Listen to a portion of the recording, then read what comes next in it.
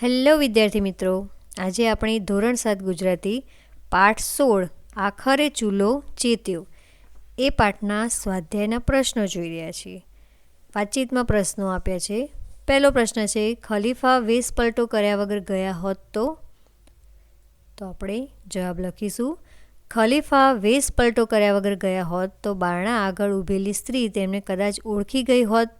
પોતાના દરવાજા આગળ તેમને જોઈને સ્ત્રી કદાચ મન ખુલ્લું મૂકી વાત કરી શકી ન હોત. પ્રશ્ન 2, તમને લાગે છે કે ખલીફા ન આવ્યા હોત તો બાળકોને જમવાનું મળત? મને લાગે છે કે ખલીફા ન આવ્યા હોત તો બાળકોને જમવાનું મળત નહીં. પ્રશ્ન 3, આ એકમનું કયું પાત્ર તમને વધુ ગમ્યું, કેમ? તો તમને જે પાત્ર ગમ્યું એના વિશે લખવાનું છે. આ એકમમાં મને હજરત ઉમર સાહેબનું પાત્ર વિશેષ ગમ્યું. હજરત ઉમર સાહેબ ઇસ્લામી ખિલાફતના બીજા નેતા હતા. તેઓ સાદગી, ઈમાન, વીરતા, ઉદારતા અને ચારિત્ર્યથી પંકાયેલા હતા. તેઓ કહેતા કે કપડાં પર થીગડા હોય તો ચાલશે, પણ ઈમાન પર એક પણ થીગડું નહીં ચાલે. આ એકમમાં એક ઘટના એમના જીવન પર પ્રકાશ પાડે છે, જે મને પ્રેરણા આપે છે. પ્રશ્ન 4, તમે ક્યારે વધુ ખુશ થયા છો, કેમ? મને ફરવા જવાનું ખૂબ ગમે છે, તેથી હું જ્યારે મારા પરિવાર સાથે ફરવા જાઉં છું ત્યારે વધુ ખુશ થાઉં છું. પ્રશ્ન 5, તમારે કોઈની માફી માંગવી પડે એવું ક્યારેય બન્યું છે, ક્યારે?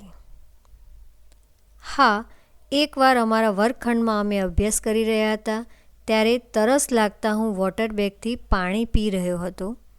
ત્યારે બાજુમાં બેઠેલા મિત્રનો હાથ લાગતા વોટર બેગનું પાણી બાજુની પાટલી પર બેઠેલા મિત્રની નોટબુક પર ઢળ્યું હતું અને આખી નોટબુક ભીની થઈ ગઈ હતી. આથી તે મિત્રની મેં માફી માંગી હતી. પ્રશ્ન 6, તમે એવું માનો છો કે પોતાનું કામ જાતે જ કરવું જોઈએ? તમે કયા કયા કામ કરો છો? હા, હું એવું ચોક્કસ માનું છું કે પોતાનું કામ જાતે જ કરવું જોઈએ. હું સવારે ઉઠીને મારી પથારી જાતે સરખી કરી તેની જગ્યાએ ગોઠવું છું. હું મારા કપડાં કબાટમાંથી જાતે કાઢીને પહેરું છું. હું મારી થાળીમાં જાતે પીરસીને જમું છું. રાત્રે સૂતા પણ મારી પથારી જાતે પાથરું છું. પ્રશ્ન 7, તમે ક્યારે ક્યારે રડ્યા છો? જવાબ, હું સૌથી વધુ મારા વહાલા દાદીનો સ્વર્ગવાસ થયો ત્યારે રડ્યો હતો. આ ઉપરાંત એકવાર સાયકલ પરથી પડી જવાના કારણે મારા પગમાં ફ્રેક્ચર આવ્યું હતું. મારો પગ ખૂબ જ સૂજી ગયો હતો અને મને સતત દુખાવો થતો હતો, ત્યારે હું રડ્યો હતો. પ્રવૃત્તિ 2, પાઠને આધારે વાક્ય સાચું છે કે ખોટું તે લખો. પહેલું વાક્ય છે, ખલીફાએ એકલા બાળકો નહીં પણ સમગ્ર પંથકના સૌની ભૂખ ભાંગી. તો જવાબ થશે ખોટું. બાળકોને માતા રસોઈ પીરસી રહી હતી એ જોઈ ખલીફાને નવાઈ લાગી. ખોટું. ત્રીજું વાક્ય, ખલીફાને સમાચાર મળતા એ બાળકોને ભોજન આપવા ગયા હતા. ખોટું. સ્ત્રીએ ખલીફાને જમવા માટે કહ્યું અને ખલીફાએ બાળકો સાથે બેસીને ભોજન લીધું. તો આ પણ ખોટું થશે. પાંચમું વાક્ય, બંદાએ વિનંતી કરી કે આપણે ગાડામાં સામાન ન જ લેવો જોઈએ. ખોટું. પ્રવૃત્તિ 3, ઉદાહરણ મુજબ આપેલ વાક્યને આધારે પ્રશ્ન બનાવો. ઉદાહરણ આપ્યું છે, બુતાનની જગ્યાએ ખલીફા બાવળની સૂળોથી ચલાવી લેતા. તો કોણથી પ્રશ્ન પૂછીશું? બાવળની સૂળોથી કોણ ચલાવી લેતું? એવી જ રીતે શેનીથી પ્રશ્ન પૂછીએ તો શેની જગ્યાએ ખલીફા બાવળની સૂળોથી ચલાવતા અને શું? કે બુતાનની જગ્યાએ ખલીફા શું વાપરતા? તો આવી રીતે બીજા પ્રશ્નો બનાવવાના છે. વાક્ય છે, એકવાર ખલીફા સાહેબ પોતાના બંદા સાથે રૈયતની સ્થિતિ જોવા નીકળ્યા. તો પહેલાં આપણે કોણ શબ્દનો ઉપયોગ કરીને વાક્ય બનાવીશું. બંદા સાથે રૈયતની સ્થિતિ જોવા કોણ નીકળ્યું? બીજું વાક્ય થશે ખલીફા સાહેબ પોતાના બંદા સાથે શું જોવા નીકળ્યા? ત્રીજું વાક્ય ખલીફા સાહેબ કોની સાથે રૈયતની સ્થિતિ જોવા નીકળ્યા? પ્રવૃત્તિ 4 કૌંસમાં આપેલ શબ્દોમાંથી યોગ્ય શબ્દ પસંદ કરી પ્રશ્ન વાક્ય બનાવો. પહેલું વાક્ય છે બાળકોને જમવાનું મળતા રાજી રાજી થઈ ગયા. તો આપણે પ્રશ્ન વાક્ય બનાવીશું કેમ શબ્દ લઈને બાળકો કેમ રાજી રાજી થઈ ગયા? બીજું વાક્ય ખલીફા એ સ્ત્રીના ઘરે જમવાના સમયે જ પહોંચ્યા. પ્રશ્ન વાક્ય ખલીફા એ સ્ત્રીના ઘરે ક્યારે પહોંચ્યા? ત્રીજું વાક્ય ખલીફા જમવાની બધી વસ્તુ એ સ્ત્રીના ઘરે આપી આવ્યા. પ્રશ્ન વાક્ય ખલીફા જમવાની બધી વસ્તુઓ ક્યાં આપી આવ્યા? ચોથું વાક્ય બાળકો જમવા માટે રડતા હતા. જમવા માટે કોણ રડતું હતું? પાંચમું વાક્ય ખલીફાએ પોતાની પીઠ પર જ બધી વસ્તુ ઉપાડી લીધી હતી. પ્રશ્ન વાક્ય કોણે પોતાની પીઠ પર જ બધી વસ્તુ ઉપાડી લીધી હતી? છઠ્ઠું વાક્ય ખલીફા ફરતા ફરતા લોકોના લત્તામાં આવ્યા. ખલીફા ફરતા ફરતા ક્યાં આવ્યા? પ્રવૃત્તિ 5 નીચે આપેલા શબ્દોનો એ રીતે વાક્યમાં પ્રયોગ કરો કે જેથી તેમનો ભેદ સ્પષ્ટ થાય. ઉદાહરણ આપ્યું છે જગ અને જંગ. આ બંને શબ્દનો અર્થ જોઈશું. જગ એટલે જગનો આધાર ઈશ્વર છે. તો આ રીતે વાક્ય બનાવવાનું છે. જગ એટલે કે દુનિયા અને જંગ એટલે કે યુદ્ધની વાત છે, લડાઈ. તો જંગ એટલે જંગમાં તે શહીદ થયા. તેવી જ રીતે જંપ અને જપ એ બંને શબ્દનો ઉપયોગ કરીને વાક્ય બનાવીશું. પપ્પાએ મારા ભાઈને તેને ગમતું રમકડું લઈ આપ્યું ત્યારે જ તે જંપ્યો.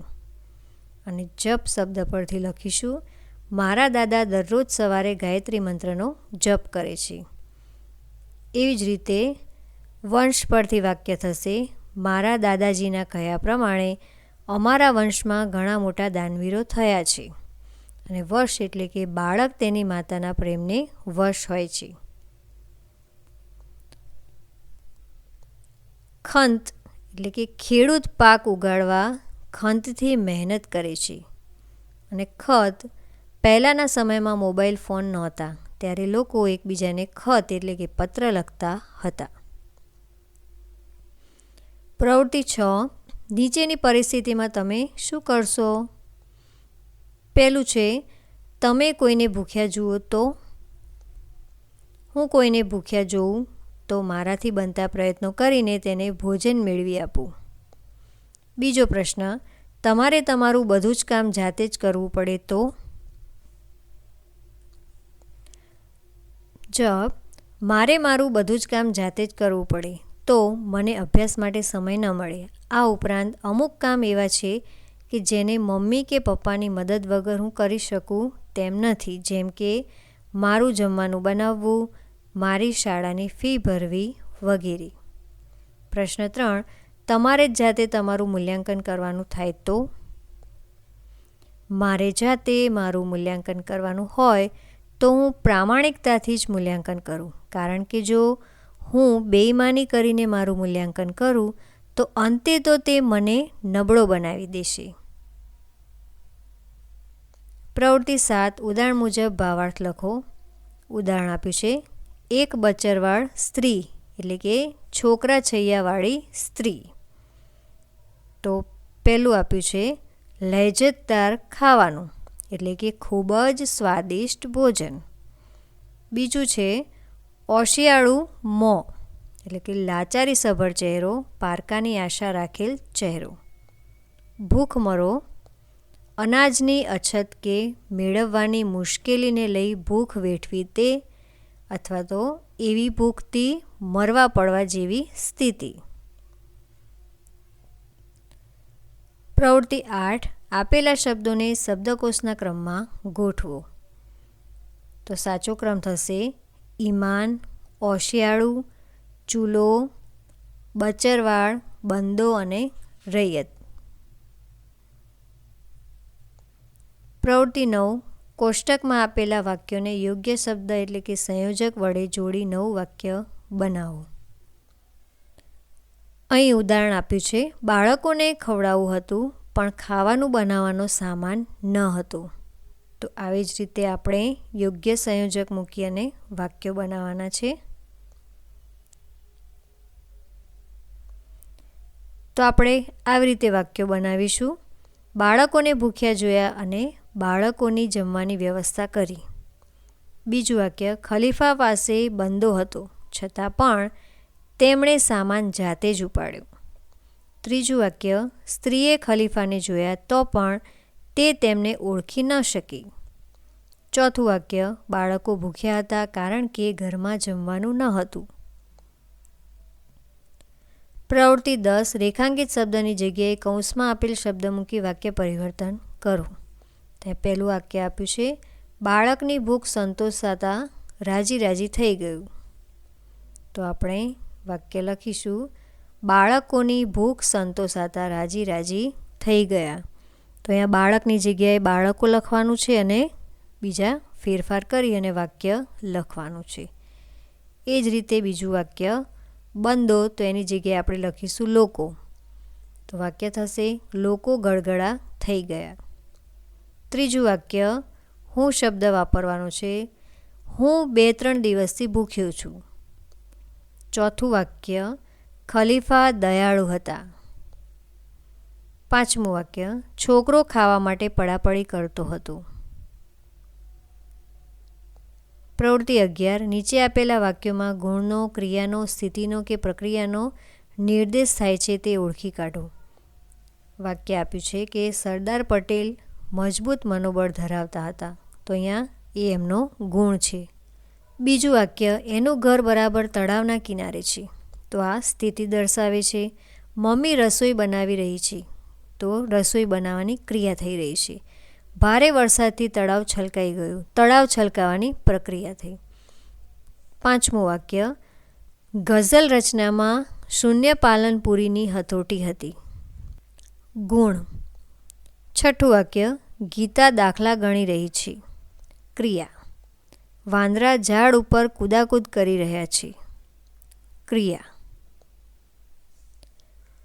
આઠમું વાક્ય, રણછોડરાયનું મંદિર ડાકોરમાં આવેલું છે. તો આ સ્થિતિ છે. નવમું વાક્ય, અમારી શાળાની શિસ્ત પ્રશંસનીય છે. ગુણ. 10મું વાક્ય, ઇમરાન ખેતરમાં જઈ રહ્યો છે. ક્રિયા. સમજ. ગુણનો, ક્રિયાનો, સ્થિતિનો કે પ્રક્રિયાનો નિર્દેશ થતો હોય તેવા વાક્યોને, તો અહીં કેટલીક વિગત આપી છે, કેટલાક વાક્યો આપ્યા છે જે તમારે જોઈ લેવા અને એનું ધ્યાનથી વાંચન કરવાનું. નીચેના વિધિ દર્શાવતા વિધેય વાક્યોને આજ્ઞાર્થ વાક્યોમાં ફેરવું. પહેલું આપ્યું છે, આપણે ઘરને સ્વચ્છ રાખવું જોઈએ. તો આપણે આજ્ઞાર્થ લખીશું, આપણે ઘરને સ્વચ્છ રાખીએ. બીજું વાક્ય, શિયાળાના દિવસોમાં વસાણા ખાવા જોઈએ. તો જવાબ લખીશું, શિયાળાના દિવસોમાં વસાણા ખાઈએ. ત્રીજું વાક્ય, ગરીબોનો તિરસ્કાર ન કરવો જોઈએ. તો આજ્ઞાર્થ થશે, ગરીબોનો તિરસ્કાર ન કરીએ. ચોથું વાક્ય, વડીલોની વાત માનવી જોઈએ. તો આજ્ઞાર્થ થશે, વડીલોની વાત માનીએ અથવા તો વડીલોની વાત માનજે. પાંચમું વાક્ય, છોડવાઓને પાણી આપવું જોઈએ.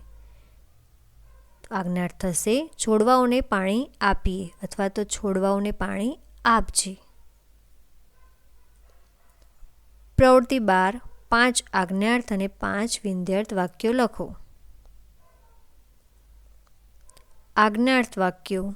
પહેલું છે, કાવ્યા નિયમિત અભ્યાસ કરજે. એટલે કે જ્યાં આજ્ઞા આપી હોય તેવા વાક્યોને આજ્ઞાર્થ કહે છે. તો અહીંયા અભ્યાસ કરવા માટેની આજ્ઞા આપવામાં આવી છે. એવી જ રીતે દીપક સમય કાઢીને નિયમિત વ્યાયામ કરજે. ત્રીજું વાક્ય, દિવ્ય તારો સામાન ઠેકાણે મૂક. ચોથું વાક્ય, મનોજ વાતો કર્યા વગર શાંતિથી જમી લે. પાંચમું વાક્ય, ગીતા બગીચામાં ફૂલ છોડને નુકસાન ન પહોંચાડ. બિનદર્થ વાક્યો. પહેલું આપ્યું છે કે બાળકોને દરરોજ ખુલ્લામાં રમવા દેવા જોઈએ. બીજું વાક્ય, આપણે ભોજનની થાળીમાં એઠું ન છોડવું જોઈએ. ત્રીજું વાક્ય, આપણે દરરોજ ઓછામાં ઓછું 3 લીટર પાણી પીવું જોઈએ. ચોથું વાક્ય, રાત્રે વહેલા સૂઈ જવું જોઈએ. પાંચમું વાક્ય, દરેક બાળકે માતા પિતાની આજ્ઞા માનવી જોઈએ. પ્રવૃત્તિ 13, ઉદાહરણ મુજબ વાક્યોમાં શરત ઉમેરીને શરતી વાક્યો બનાવો. ઉદાહરણ આપ્યું છે, જો વરસાદ ન આવે તો આપણે રમીશું. જો વરસાદ ન આવે એ શરત છે. વાક્યમાં જો, તો, જ્યારે, ત્યારે, જેમ, તેમ એ પ્રમાણેના પદો ઉમેરવા પડે. તો પહેલું વાક્ય બનાવીશું. જો એ મળશે તો વાક્ય થશે, જો એ મળશે તો હું તેને મારા નવા કપડાં બતાવીશ. બીજું વાક્ય, જ્યારે કામ પૂરું થશે ત્યારે જ હું જમવા બેસીશ. ત્રીજું વાક્ય, જેવા કામ કર્યા હશે તેવા જ ફળ આપણને મળશે. ચોથું વાક્ય, જો વડીલોની સેવા કરીશું તો એમના આશીર્વાદ મળશે. પાંચમું વાક્ય, જ્યારે વરસાદ આવશે ત્યારે અહીં હરિયાળી છવાશે. છઠ્ઠું વાક્ય, જેવી પદવી જોઈતી હોય તેવી મહેનત કરવી પડે. પ્રવૃત્તિ 14, શંકા કે સંભાવના દર્શાવતા વાક્યો સમજીને બનાવો. ઉદાહરણ આપ્યું છે, મારા ખિસ્સામાં પેન નથી, કદાચ ખોવાઈ ગઈ છે. તો અહીંયા કદાચ ખોવાઈ ગઈ હશે તેવી શંકા થઈ છે. વાદળા જામ્યા છે, કદાચ વરસાદ આવશે. તો અહીંયા સંભાવનાનો ભાવ રહેલો છે. ઉપર મુજબના વાક્યોની રચના કરો. તો આપણે બીજા કેટલાક વાક્યો બનાવીશું. પહેલું વાક્ય, ગણિતમાં મારા 8 માર્ક્સ ઓછા આવ્યા, કદાચ દાખલા ગણવામાં ભૂલ થઈ હશે. તો અહીંયા શંકાનો ભાવ રહેલો છે. બીજું વાક્ય, મારો નાનો ભાઈ મેદાનમાંથી રડતો રડતો ઘરે આવ્યો, કદાચ રમતા તે પડી ગયો હશે. શંકા. ત્રીજું વાક્ય, રસોડામાંથી કશું બળવાની વાસ આવે છે, કદાચ દાળ દાજી ગઈ હશે. શંકા. આજની મેચમાં કોહલી સરસ રમે છે, કદાચ ભારત મેચ જીતી જશે. તો અહીંયા સંભાવનાનો ભાવ રહેલો છે. પાંચમું વાક્ય, દિનેશ ખૂબ અભ્યાસ કરે છે, કદાચ તે પરીક્ષામાં પ્રથમ ક્રમાંક મેળવશે. સંભાવના. છઠ્ઠું વાક્ય, કાલથી 3 દિવસ જાહેર રજા છે, કદાચ પપ્પા ફરવા જવાનો કાર્યક્રમ બનાવશે. સંભાવના. પ્રવૃત્તિ 15, અહીં આપેલા વાક્યોને માહિતી આપનાર વિધાન વાક્ય, પ્રશ્નાર્થ વાક્ય કે ઉદ્ગાર વાક્ય દર્શાવે તે રીતે ખૂટતા વાક્યો લખો અને મોટેથી બોલો. તો અહીં વિધાન વાક્ય, પ્રશ્નાર્થ વાક્ય અને ઉદ્ગાર વાક્ય લખવાના છે. પહેલું આપ્યું છે કે આજે મહેમાન આવવાના છે. વિધાન વાક્ય. તો એને પ્રશ્ન વાક્ય આ રીતે બનાવી શકાય, આજે મહેમાન આવવાના છે. અને ઉદ્ગાર વાક્ય, આજે મહેમાન આવવાના છે. તો એ જ રીતે બીજા વાક્યો લખીશું. શીતલ પહેલા નંબરે આવી. શીતલ પહેલા નંબરે આવી. ને ઉદ્ગાર થશે, શીતલ પહેલા નંબરે આવી. આપણે જીતી ગયા. પ્રશ્નાર્થ થશે, શું આપણે જીતી ગયા? ઉદ્ગાર વાક્ય, આપણે જીતી ગયા. એ જ રીતે વિધાન વાક્ય થશે, એ ગામ મોટું છે. એ ગામ મોટું છે. એ ગામ મોટું છે. વિધાન વાક્ય, તમે એમને મળી લીધું. તમે એમને મળી લીધું. તમે એમને મળી લીધું. બીજું વિધાન વાક્ય થશે, આપણે હિમાલય જઈશું. આપણે હિમાલય જઈશું. આપણે હિમાલય જઈશું. વિધાન વાક્ય, જંગલમાં સિંહ આવ્યો છે. જંગલમાં સિંહ આવ્યો છે. ઉદ્ગાર વાક્ય થશે, જંગલમાં સિંહ આવ્યો છે. પ્રવૃત્તિ 16, પ્રશ્નોના જવાબ લખો. હજરત ખલીફા સાહેબની સાદગી વિશે જણાવો. હજરત ખલીફા સાહેબની સાદગી એ જ એમની સંપત્તિ હતી. તેમના કપડા પર કેટલીક વાર બાર થીગડા જોવા મળતા. તેઓ બુતાનની જગ્યાએ બાવળની સૂળોથી ચલાવી લેતા. તેઓ કહેતા કે માણસના કપડા પર લાખ થીગડા હશે તો ચાલશે, પણ એના ઈમાન પર એક પણ થીગડું નહીં ચાલે. પ્રશ્ન 2. સ્ત્રીએ ખલીફા સાહેબને શું જવાબ આપ્યો? સ્ત્રીએ ખલીફા સાહેબને જવાબ આપતા કહ્યું, મહેરબાન, અમે ઘણા દિવસથી ભૂખ્યા છીએ. હું તો ગમે તેમ કરીને ચલાવી લઉં, પણ આ બાળકો કંઈ સમજે છે? એ તો ભૂખ્યા થાય એટલે રડે જ.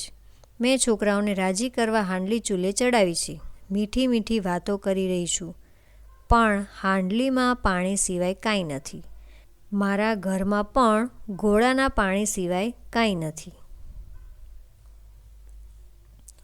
પ્રશ્ન 3. ખલીફા સાહેબની કઈ વાત તમને સ્પર્શી ગઈ? ખલીફા સાહેબની છેવટની વાત મને સ્પર્શી ગઈ. પેલી બાઈએ અમીર માણસનો આભાર માનતા કહ્યું, ખુદા તમને લાંબી ઉંમરના કરે. રાજમાં તમારા જેવા જ ખલીફા હોવા જોઈએ. હજરત ઉમર જેવો ખલીફા હોય તો પણ શું, ને ન હોય તો પણ શું? પ્રજા એને શું કરે? ઉમર સાહેબ એટલું જ બોલ્યા, બાઈ, મારી તરફથી એમનો ગુનો માફ કર. હજરત ઉમરના ભલા માટે ખુદાને દુઆ કર. ચોથો પ્રશ્ન. બાળકો અને એની માતાની ભૂખ માટેની સ્થિતિ વર્ણવો. બાળકો ભૂખ્યા હતા, ખાવા માટે પડાપડી અને રડારડી કરતા હતા. બચડવાળ વિધવા સ્ત્રી ચૂલા પરની હાંડલીમાં ચાટવો હલાવ્યા કરતી હતી, પણ ખાણું પીરસતી નહોતી. વાસ્તવમાં હાંડલીમાં કશું નહોતું. મીઠું મીઠું ને લહેજતદાર ખાવાનું ખવડાવવાની વાતો તો કરતી હતી, પણ હાંડલી ચૂલેથી ઉતારતી નહોતી. ગમે તેટલી મીઠી વાતોથી પેટ થોડું ભરાય. આમ બાળકો અને એની માતા ભૂખથી ટળવળતા હતા. પ્રશ્ન 5. ખલીફા સાહેબે કેમ છુપી રીતે નગરમાં જવાનું વિચાર્યું હશે? ખલીફા સાહેબ ઇસ્લામી ખિલાફતના નેતા હતા. ખૂબ સાદગીપૂર્ણ જીવન જીવતા હતા. નેતા હોવાને કારણે, એમના પ્રભાવને કારણે લોકો કદાચ પોતાના દુઃખની વાત ન કરે, અથવા કોઈથી એમને અન્યાય થતો હોય, ખરેખર પોતાની રૈયત દુઃખી તો નથી ને, એ જોવા મળે એટલે નેતાનો વેશ નહીં પણ છુપી રીતે નગરમાં જવાનું વિચાર્યું. પ્રવૃત્તિ 17. ચર્ચા કરો, લખો અને રજૂ કરો. જૂથ કાર્ય. તો અહીં આપેલા કેટલાક પ્રશ્નો એ તમારે તમારા વર્ગમાં એના વિશે ચર્ચા કરવાની છે, જૂથ કાર્ય કરવાનું છે, અને ત્યારબાદ તે તમારે ક્લાસમાં રજૂ કરવાનું છે. અને આ પ્રવૃત્તિ તમારે જાતે જ કરવાની છે. પ્રવૃત્તિ 18. ઉદાહરણ મુજબ શબ્દ જૂથના વાક્ય બનાવો. વાક્યની શરૂઆત અરે, ઓહોહો, વાહ, કેવું જેવા પદોથી કરો. તો અહીંયા શબ્દ જૂથ આપ્યા છે. વિશાળ નદી, સુંદર સરોવર, કદાવર હાથી, વિકરાળ સિંહ, તોફાની આંખલો, ઊંચું શિખર, મનોહર બાગ. તો અહીંયા ઉદાહરણ આપ્યું છે. ઓહ, કેટલું વિશાળ સરોવર. તો અહીંયા સમજ આપી છે. જે વાક્યોમાં અચરજ, આશ્ચર્ય, નવાઈ, શોક, હર્ષ, ઉલ્લાસ જેવી લાગણીઓ પ્રગટ થતી હોય તેવા વાક્યોને ઉદ્ગાર વાક્યો કહેવામાં આવે છે. તો આ જ શબ્દ જૂથનો ઉપયોગ કરીને આપણે વાક્યો બનાવીશું. પહેલું વાક્ય, વાહ, કેટલી વિશાળ નદી. બીજું વાક્ય, વાહ, કેટલું સુંદર સરોવર. ત્રીજું વાક્ય, અરે, કેવો કદાવર હાથી. ચોથું વાક્ય, બાપ રે, કેટલો વિકરાળ સિંહ. પાંચમું વાક્ય, અરે, કેટલો તોફાની આંખલો. છઠ્ઠું વાક્ય, વાહ, કેટલું ઊંચું શિખર. સાતમું વાક્ય, વાહ, કેટલો મનોહર બાગ. અહીંયા ભાષા સજ્જતા આપી છે વાક્યના પ્રકારો. તો આ વાક્યના પ્રકારો તમારે ધ્યાનથી વાંચવાના છે. અહીંયા આપ્યું છે વિધાન વાક્ય, પ્રશ્નાર્થ વાક્ય, ઉદ્ગાર વાક્ય, નિર્દેશાર્થ વાક્ય વગેરે ધ્યાનથી વાંચી અને તેનો અભ્યાસ કરવાનો છે. આજ્ઞાર્થ વાક્ય, વિંધ્યર્થ વાક્ય, ચાલો યાદ કરીએ. તો જે પ્રવૃત્તિ આપણે શીખ્યા છીએ તેને ફરીથી યાદ કરી અને એના વિશે લખવાનું છે, જે તમારે જાતે જ લખવાનું છે. શબ્દચિત્ર જુઓ. તમે આવા શબ્દચિત્ર દોરવા પ્રયત્ન કરો. તો અહીંયા તમે જોઈ શકો છો કે વિમાન દોરેલું છે અને એમાં લખેલું પણ વિમાન છે. જે તમે ધ્યાનથી જોશો તો તમને વિમાન લખેલું જોવા મળશે. એ જ રીતે જીરાફના ચિત્રમાં સરસ રીતે જીરાફ લખેલું છે, એ પણ તમે જોઈ શકો છો. ઘરના ચિત્રમાં ઘર લખેલું સરસ દેખાય છે અને એ જ રીતે નીચે પણ વર્ડ લખેલું તમે જોઈ શકો છો. તો અહીં આપણે આ બધી જ પ્રવૃત્તિ પૂર્ણ કરી. આ વિડીયો તમને કેવો લાગ્યો અમને જરૂરથી કોમેન્ટ કરીને જણાવજો. અને હજુ સુધી અમારી ચેનલને સબસ્ક્રાઈબ નથી કરી તો સબસ્ક્રાઈબ કરી લેજો. ધન્યવાદ.